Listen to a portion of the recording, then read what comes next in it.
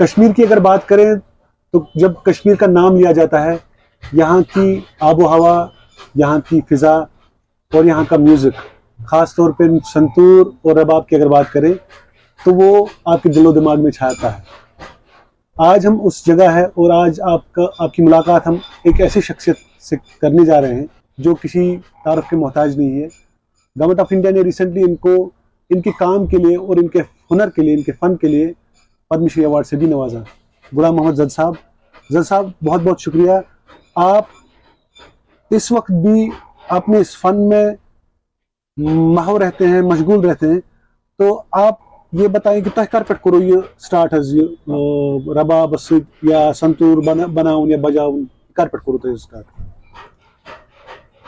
یہ سنتور یا رباب یا کوئی انسٹرومنٹ، ستار ہو، دلربا ہو، میں کتنے انسٹرومنٹ کا نام گنوں جو ہم جانتے ہیں، ہمارے پورک بناتے تھے بھی، اسی لیے یہ نام ہمارا مشہور ہے سارے ورلڈ میں، انڈیا کی بات نہیں ہے۔ آج کل کے زمانے میں بھی اگر انڈیا میں دیکھیں گے ایسے کاریگر جیسے کشمیر میں تھے نہیں ملیں گے۔ یہ میں وسوخ سے کہتا ہوں اور مجھے یہ پن آتا ہے، آنسو آتا ہے، کیونکہ آج کل کے زمانے میں جو لوگ اس فن میں اب پڑے ہیں ان کو معلوم نہیں ہے کون چیز کیا ہے۔ ہاتھ میں لیتے ہیں چیز تو ہاں یہ ہے، اوریجنل تو ان کو معلوم نہیں ہے کہاں سے آتی ہے، کیا ہے اس کی یہ چال ڈال وغیرہ شغیرہ کیا، یہ ان کو معلوم نہیں ہے۔ آپ کی ایک لیگیسی رہی ہے، آپ کے جو فادر، گرینڈ فادر، ان کا بھی تعلق رہا ہے، وہ ساز بناتے تھے۔ ہاں ساز بنا ہوا ساز شہران اصل بات ہے جو ہمارے پرکھ تھے، ہمارے مطلب میرا باپ اس کا نام تھا عبداللہ زز، چاچا تھا میرا چاچا ایک تھا جو اس کام میں جڑا، اس کا نام تھا غلام رسول زز، اور میرا گرینڈ فادر تھا عبدالرحمان زز، رحمان جو زز کہتے تھے اس کو، جو سارے ورلڈ میں مشہور ہے۔ اس کا باپ کا نام تھا عبدالحالق زز، اس کے اور باپ کا نام تھا، ہاں یہ ہمارا گرینڈ فادر ہے، اصلی گرو میرا ہے۔ اچھا، اصلی گرو ہے یہی ہے۔ تو یہی ان سے ہی آپ کو تعلیم ملی کہ میں ان کے زمانے میں، ہاں کیوں نہیں، میرا باپ جب تھا ان کا بیٹا جو تھا وہ یہ کام کرتا تھا، میں چھوٹا تھا، بچہ تھا، ادھر ہی کھیلتا تھا، ادھر بھی بیٹھتا تھا، سکول کے آتا تھا، اپنے کام کے اندر وہ مشغول رہتے تھے، میں بھی ادھر دیکھتا تھا۔ جیسا چھوٹا بچہ کسی ماں کے گود میں ہوتا ہے نا، جب وہ کوئی کہتا ہے ادھر آ ادھر آ، وہ چلتا ہے اچھال کے، یہ بچپن کا کام ہے ہمارا۔ صاحب اگر بات کریں جو آرٹسٹ ہے، میوزک بجانے والے ہیں یا بنانے والے ہیں، تو ایسا کہا جاتا ہے کہ یہ محنت کرتے، اور اس کے بعد یہ کہا جاتا ہے کہ یہ جو آج کل کا زمانہ ہے جس میں اب بہت الیکٹرانک میوزک آ گیا، تو یہ سارے انسٹرومنٹس ختم ہو رہے ہیں دن بدن۔ آپ کا رباب جو ہے بالکل ختم ہو رہا ہے، سنتور بجانے والے بہت کم ہیں، تو بنانے والے بہت ہی زیادہ کم ہے۔ اب کچھ ہی، مطلب مجھے لگتا ہے کہ آپ یہاں پہ سنتور بجاتے تھے، اور آپ کے سنتور بجانے کا جو ہے، ناظرین کو یہ بھی بتائیں کہ پنڈت شیو کمار شرما جی جو سنتور بجاتے تھے، وہ غلام محمد زز صاحب جو ہے وہ ان سے لیتے تھے، اور ان کے ہی بنائے ہوئے سنتور وہ بجاتے تھے۔ اور راہل شرما جو پنڈت شیو کمار شرما جی کے بیٹے ہیں، وہ بھی انہی کا سنتور یوز کرتے ہیں۔ تو زز صاحب اس سنتور عام یہ گو فیمس گو ات کیا چھو تُہۍ وچھان، کتھ کٔنۍ گو یہ یوتاہ یہ اصل کتھ چھِ یِتھ پٲٹھۍ مےٚ ووٚن یہِ یِم درٛاے کشمیٖرس انٛدر اکھ ہیٖرٕ ونہٕ بہٕ گۄڈنی پننہِ خاندانُک، یِمو زن یہِ پروڈیوس کوٚر سنتور۔ بالکل سنتورٕچ شیپ ٲس اوٚتامتھ اکھ کٲشِر، یُس کشمیر اندر اتھ ٲس ہتھ سٹرنگس، امہِ نٮ۪بر درٛاو یہِ، اتھ آے پتہٕ زٕ ہیٖرو، ہیٖرٕ ونوکھ أسۍ کشمیٖرکی ٲسۍ یِم قۄدرٔتی، اکھ گوٚو شیو جی، شیو کمار شرما، بیٚیہِ گوٚو بچن لال سوپوری۔ یہ دونوں کشمیری ہے، یہ فخر کی بات ہے۔ یہ ساز تو ابھی ہم نے انڈیا کے ہاتھ میں نہیں دیا ہے بجانے والے کو، جو شہر جاتا ہے ان دونوں کو ہی جاتا ہے، یعنی کہ بجن جی اور ہاں شیو کمار، ہاں لیکن وہ میں اس پر نہیں جاؤں گا، ان کے بچے پر نہیں جاؤں گا. لیکن محنت تو شیو کمار نے کی اس پر پہلے، جس نے اس کو لیا یہاں سے. اس وقت آیا تک یہ تھا 56 عیسوی تھا. وہ جموں سے آیا، ان کا باپ یہاں پر آتا تھا، ان کا نام تھا امادت شرما. امادت شرما وہ بجاتے تھے تان پورا اور طبلہ، اور شیو جی بھی پہلے طبلہ ہی بجاتے تھے. یہ معلوم ہے ہم کو. وہ بھی چھوٹا تھا، میری ہی ایج کا تھا، میں بھی اس کے اکٹھے آتے تھے. یہاں آیا تھا، جاتے تھے ہمارے پاس، اٹھتے بیٹھتے تھے. لیکن سنتور پر اس نے بہت سرچ کیا اور لے لیا ہے سنتور 1-2 یہاں پر. جب سیکھا تھوڑا بہت، پھر وہ چلے گئے بمبئی. ان کا قسمت ہم سمجھ لیجیے، یہ قسمت ہے. ان کا بھی قسمت تھا اور ہمارا بھی قسمت تھا کہ ہمارا سنتور ان کے ہاتھ میں لگ گیا، وہ انٹروڈیوس ہو گیا، وہ انڈین کلاسیکی میں ضم ہو گیا. یہ بڑی بات ہے. تو کسی کشمیری یہاں پر بجانے والے ہیں، اس نے یہ ہمت نہیں کی کہ اس طرح بجانے، اس نے کی. یہ بڑی بات ہے. ناظرین کو یہ بھی بتائیں کہ ہری پرساد چورسیا اور پنڈت جو شیو کمار تھے، ان کی جوڑی جو ہے فلم انڈسٹری میں مانی جاتی تھی، اور انہوں نے سنتور کا بھرپور یوز کیا اپنی کمپوزیشنز میں.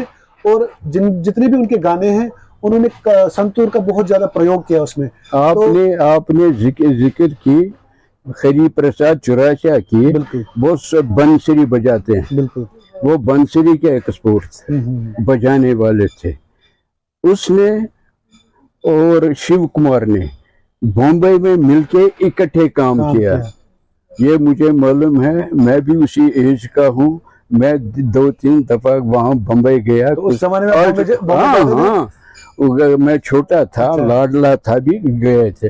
اچھا، ایک بات ہے جو ہری پرساد چورسیا اور شیو کمار شرما نے پہلی یہ کام کیا ایک فلم کے اندر، سلسلہ.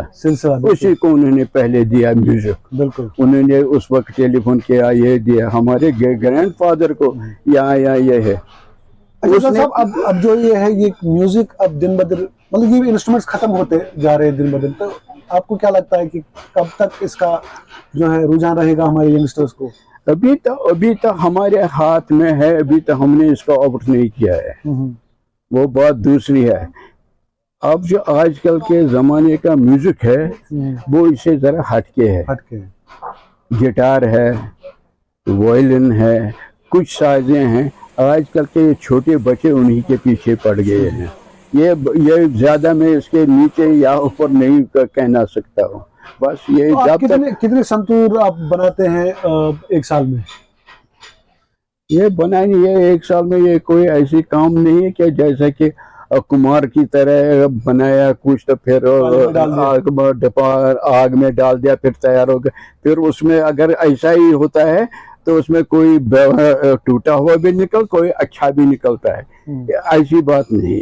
اب بات یہ ہے کہ 1 بنائیں گے، 2 بنائیں گے، 10 بنائیں گے سال میں، ایسی بات نہیں ہے. اچھا بنائیں گے، اچھی طریقے سے بنائیں، کوئی شکایت نہیں آتی ہے. تو اس وقت آپ کو کچھ ایسے ہیں یہاں پہ جو آپ سے سیکھتے ہیں بنانا کہ ابھی؟ ہاں، ابھی کام کے اندر ہے. کچھ لوگ ایسے ہیں جو آپ سے سیکھتے ہیں اس وقت بنانا؟